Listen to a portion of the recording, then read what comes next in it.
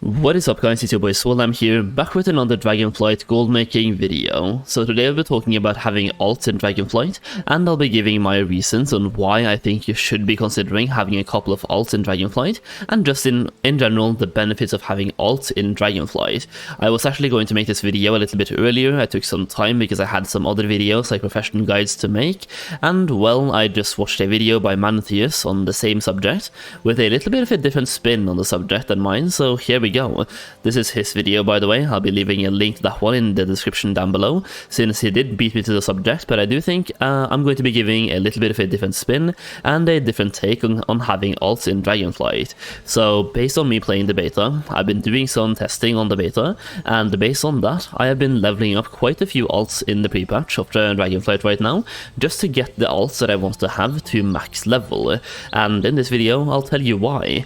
Before that though, a quick shout out of today's sponsor, which is myself. I have made a Dragonflight Gold Guide myself all the way from scratch. It is currently a 155 pages PDF document for gold farming and gold making, considering professions, a breakdown of each profession, and also there's over 40 different Dragonflight gold farms in that guide, some of which can make you absolutely rich on day one. So if you want to have access to over 40 different gold farms in Dragonflight right now, then check out that gold guide. It's the link down below.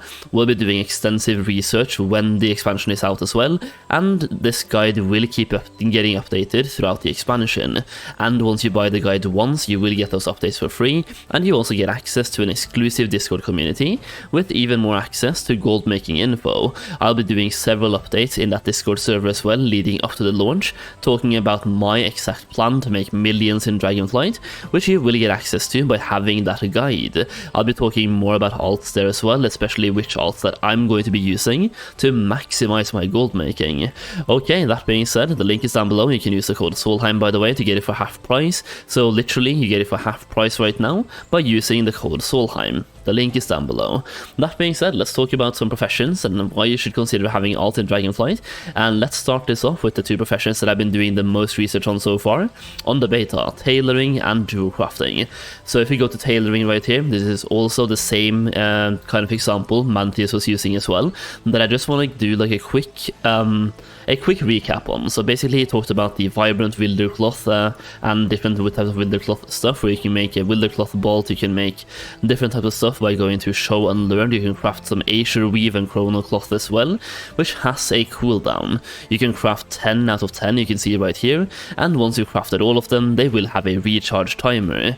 That being said, you can see right here, these are not bound on pickup, so he talked a lot about rank 1, rank 2 and rank 3, and I agree on this one. You will be selling more rank 2s than rank 1s, and rank 1s won't have the same, or tier 1 won't have the same price as tier 2. So personally I think tier 2 is what you're going to be seeing the most of on the market, and tier 3 will be like the high top-notch quality that will be making the big bucks, but tier 2 will be like the average, and tier 1 will be the throwaway type of stuff, being worth way less.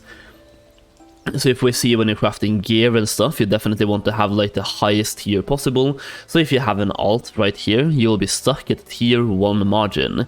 You will just be making tier 1 chrono cloth and tier 1 Azure weave, which is why alts wouldn't really be a thing in that sense. But you can make the bags, right? If we search up bag right here, you have the wilder cloth bag. We have if I just once again, we have the chrono cloth reagent bag right here using pure chrono cloth as well. And this one right here is bound on pickup and does not require any tiers. So having tier 1, tier 2 or tier 3 chrono cloth doesn't matter at all for this one right here. You can make it no matter what and you get the same exact bag. So what I would do here in my example, and why I'm going to be personally having some tailoring alts, is that I'm going to be making this chrono cloth right here on one of my alts, then trade that cloth over to my main, and then craft the bags on my main. So I'm going to be using my alts to funnel my main with many chrono bolts, so I can get like tier 1 chrono cloth bolts and make them into bags. And on my main character, I'll be then be using my tier 2 and tier 3 to craft actual items. So what he was talking about here is that these bags right here will take you a lot of time to actually get them. Some of them are locked behind Renown, so you can see right here. This one is locked behind Renown 23. So this one right here would be very, very bad to get on an alt, but if you have tailoring on your main, like I'm going to have myself, then I will learn this recipe on my main and use my alts as a funnel for just a chronocloth bolt. So you don't need to have this renown right here on your alt, you need to have this renown on your main or just a character with tailoring. So me, I'm gonna have tailoring on my main, and I will definitely get this renown right here quite fast, and then I'll just be using my alts to funnel myself with chronocloth. And the same thing goes for recieve as well, where you can funnel yourself with recieve as well, which once again is not a bound on pickup item. It is a BOE item, and then you can craft that into this bag right here and sell that bag. So just funnel yourself with recieve through your alts and send them to your main and craft the bags with your main. Now that is tailoring, that is just one profession that you can have on alt, and it's not even my main play.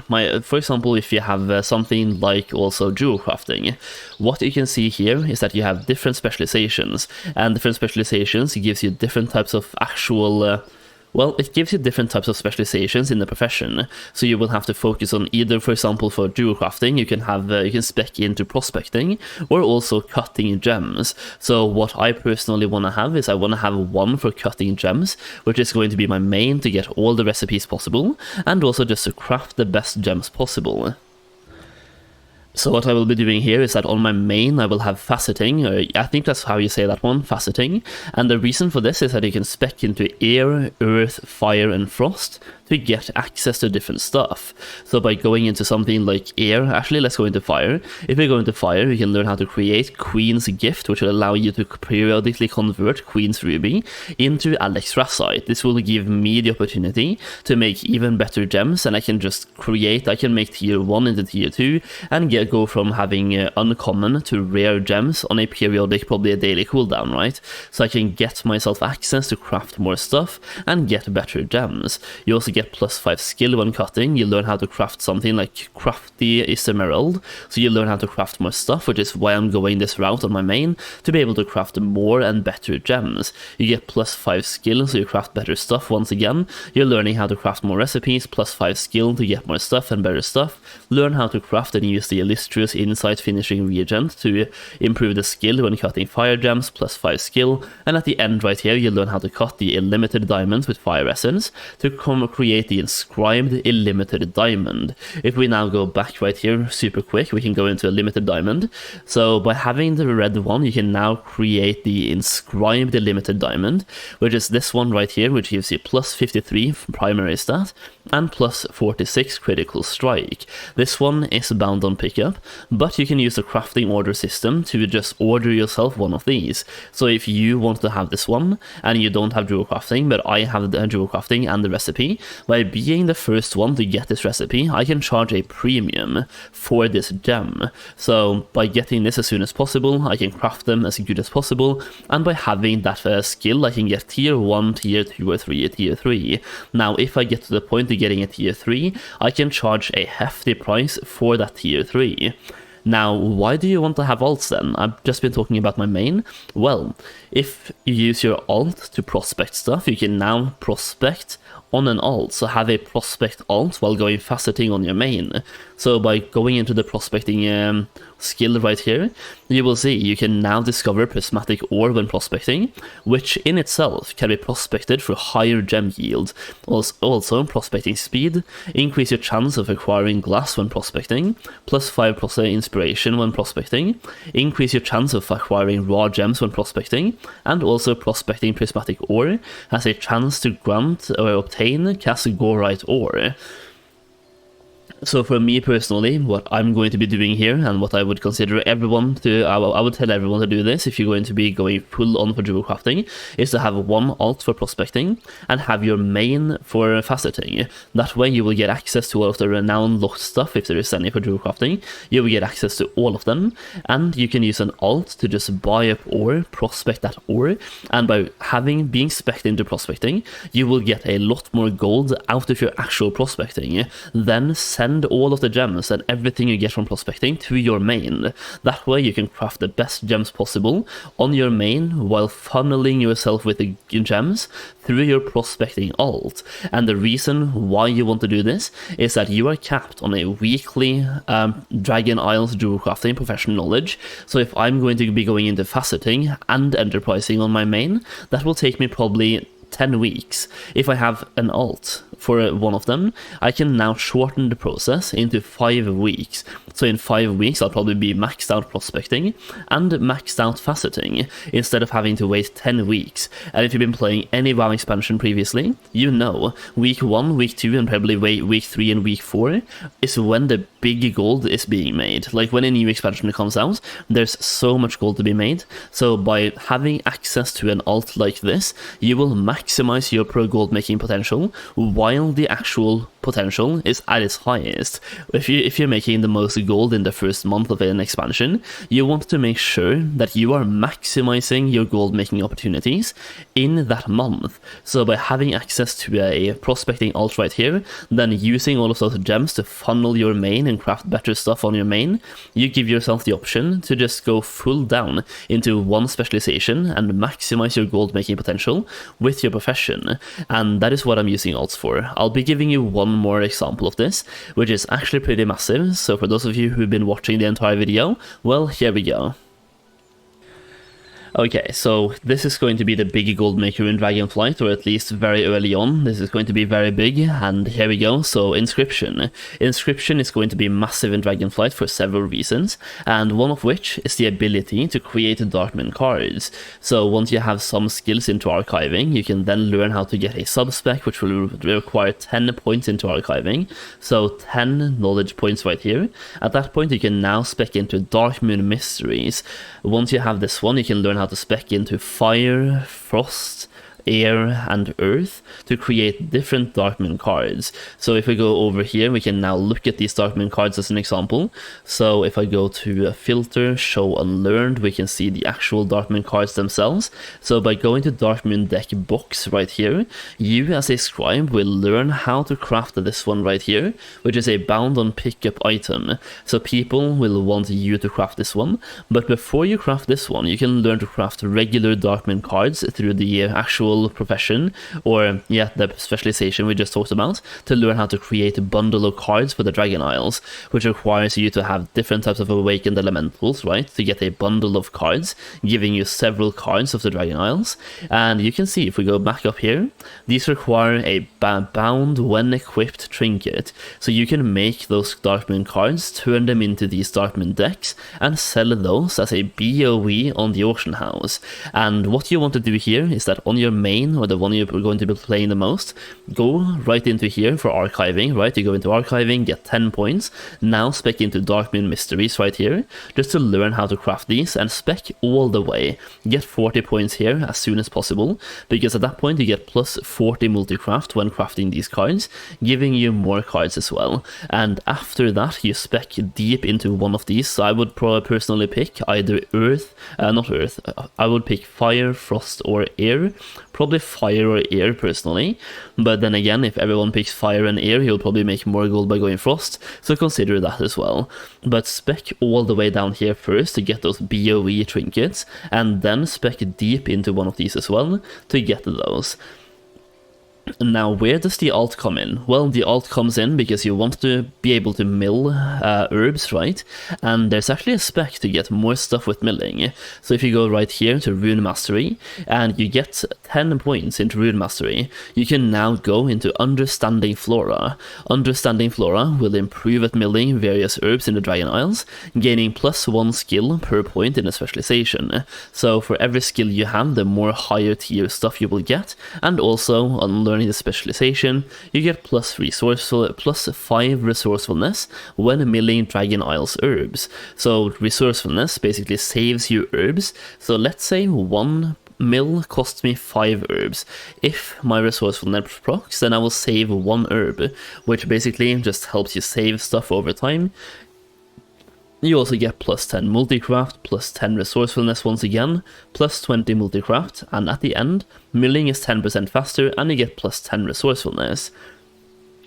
So by having all these specs right here, we will now have plus 30 multicraft and plus 15 and plus 10, so plus 25 resourcefulness. We will now save a lot of materials while we're milling, and every now and then we will proc an additional ink as well, or an additional actual thing to craft into an ink, so we will proc additional pigments.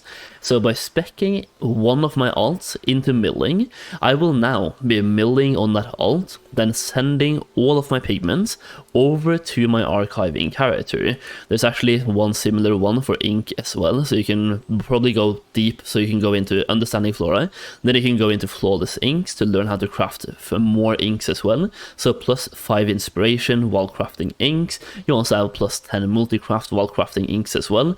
So if you want to really maximize here, you can have one alt for milling, one alt for crafting inks, and then send all the inks, like you can send all the pigments from alt 1 to alt 2, craft all the inks on alt 2, then send all of the inks from alt 2 back to your main and craft these Darkmoon cards. I will say, in this case, it's probably enough to have one alt. That way you can just go into Rune Mastery, go into Understanding Flora, then go back into Rune Mastery, get additional 10 points, so you have 20 points right here, and then go into Flawless Inks. That is most likely going to be enough for most of you, but once again, if you want to really maximize here, then 2 alts could definitely work. So that is why I'm using alts in Dragonflight myself, mainly for these professions, tailoring, jewel crafting, and also inscription. It is going to help you massively, especially on week 1, week 2, and week 3, because you are capped on a weekly inscription knowledge or profession knowledge. You also get 1 knowledge for every single time you craft something for free the first time. So upon crafting this the first time, you will get 1 knowledge point. So craft everything once, get 1 knowledge point, and apart from that you also can do daily quests and weekly quests to get more actual profession points. But what I'm trying to tell you is that you are capped on how many points you can get per week, so by having alts you just increase your cap overall. Okay, and that is basically my video on why I'm having alts in Dragonflight. So based on this, I actually wanted to have a minimum of 3 alts in Dragonflight just with these professions, and I'm also going to have like an herbalism and mining alt as well, considering my main will not have those professions. My main will have tailoring and skinning, and I will also have a secondary main with both inscription and also jewel crafting, just to get access to those additional recipes. And I also want to have a crafting character with, for example, something like leatherworking and also mining or blacksmithing to be able to craft weapons. But yeah, having alts for these professions definitely helps you out. Once again, you're capped on a weekly knowledge point system, so by having more alts you just get access to more specializations, and based on specializations being this different, it just gives you more stuff. So having an alt to mill and then sending your stuff to your main to craft just gives you overall more gold, and it saves you gold as well. Hopefully you enjoyed this video, and I really hope it helps you make a lot of gold in Dragonflight. And if you thought alts were useless, well, I'm telling you right now, they are definitely not. Either way, if you enjoyed the video, leave a like down below and subscribe to the channel for more Dragonflight content. We're focusing a lot on gold making, and there's daily videos coming out all the way from today until the launch of the expansion, and we'll be going very strong in the expansion itself, at least daily videos, if not double daily videos. Either way, I hope you enjoyed the video. Let me know in the comment section down below which alts you're going to have in Dragonflight and why you're going to have them. That is basically it though. Thank you so much for watching, and I'll see you again very soon.